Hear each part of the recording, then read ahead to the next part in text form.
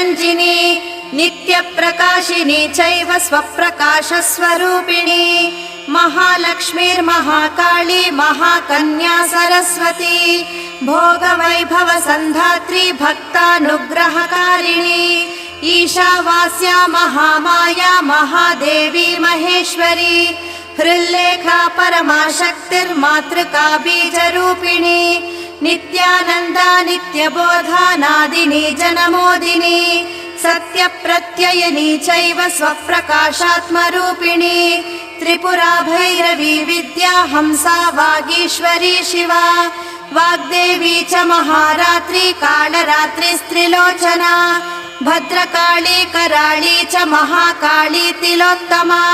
Kali कराळवक्त्रान्त Kamakshi Kamada Shubha Chandika चण्डरूपेशा Chamunda चक्रधारिणी